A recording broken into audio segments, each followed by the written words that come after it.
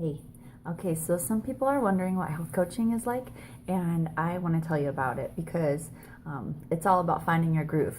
And so it's not that I have all the answers, but it is that you can find the answers when you work with someone who you can connect with. So the first thing I do with someone who's interested in finding their groove, just like I did with myself, is I have to first have them throw ambition out the window. And so the best way to do that is realize that a lot of the things that we want to be and want to become just aren't going to happen in a big, ambitious moment. And that's taken me a few years to learn. And so you have to quit being overambitious. Just stop. Because it's really encouraging when you realize that you're able to do it if you break it down into something micro. And so there's a lot of science and research behind behavior and changes that are necessary. And so I'm reading a book right now about that.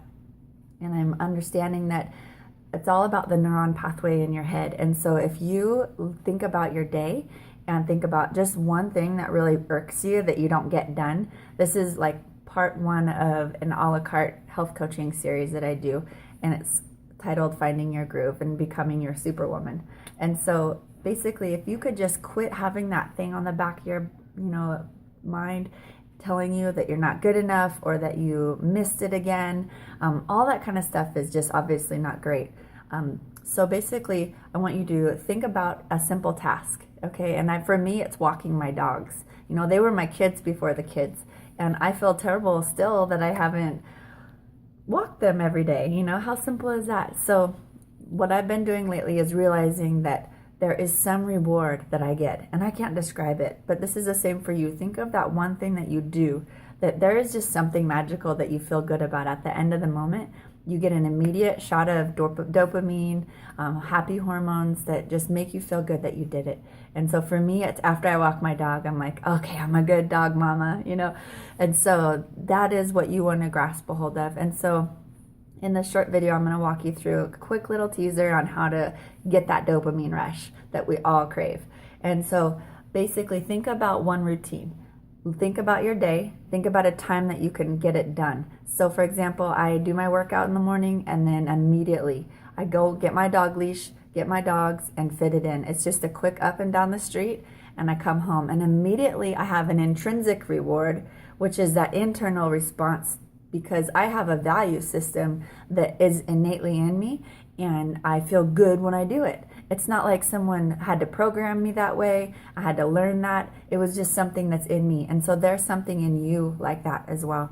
And so for some people, if they could just realize that the reward system to getting a positive reinforcement, you can't buy your shoes or buy yourself a new car and think that that's going to reward you. That's false. And so really the true way to getting a lasting behavior, a lifestyle where you're doing something consistently that's giving you value, those rewards are intrinsic rewards. And so that means it's inside of you versus extrinsic rewards. And so when you realize that and you immediately are rewarded, that feeling that I get is an intrinsic immediate reward. When you value something so highly that you want it, you work hard and you just get it, that's immediate response. And so that's the way that you create change in your behavior. A lot of people realize, for example, like working out, they feel that same immediate intrinsic reward after they work out. So think about your day, break it down into a task. You have to also quit being emotional. You have to really just think factual, think a task, and make it a task. Okay, that would be the best advice today too. Just put it in your day, put it in your checklist, and it's going to change into a checklist, switching to a lifestyle if you can just figure out how to make it fit and then immediately get that reward. And so rehash your routine, think about where you can fit that one thing in. And I don't want you to make it a big time commitment either. I want you to make it a micro commitment, okay? And I want you to just do that. So think about your rut. Are you in a rut? Do you do the same thing all the time? Is that not inspiring? So figure a way that you can twist it and make it inspiring, okay? And it doesn't have to be special. I want you to think small. Throw ambition out the window completely, okay? So you don't need to stop and change anything. Don't do that. just incorporate one new thing. For example, like some people, for example, with the food, they love mayonnaise, right? So it's like, it's okay, just don't take it away, but incorporate another alternative healthy habit with that. So just start with that one simple addition. I don't like taking away, okay? So soon the bad habits will become weeded out because you've overwhelmed yourself with good habits. That's my philosophy.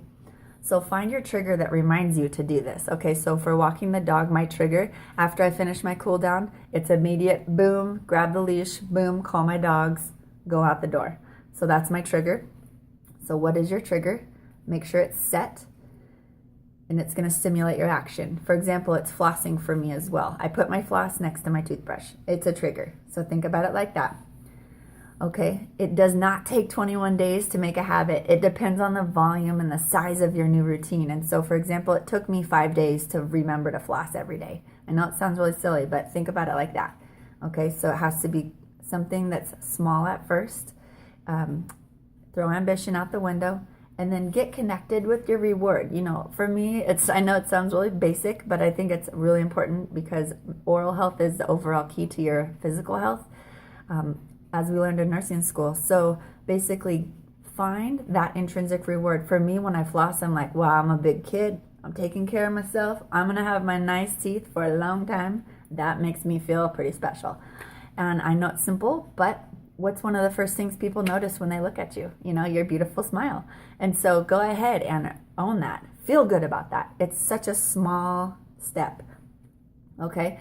And I'm just gonna wrap it up by telling you that if you can throw ambition out the window, take this advice, I'm going to guarantee your success. And without taking this advice, you're going to fail. Because what happens is if you don't own something, go for it, incorporate it, it's all on you, right? And so what's cool about health coaching is that your success depends on you. If you succeed and you take my advice, it's 100% your reward. If you don't take my advice and you fail, it's 100% your result. So get on yourself, follow up, and go for it. All right, so let's do this again. Talk to you later.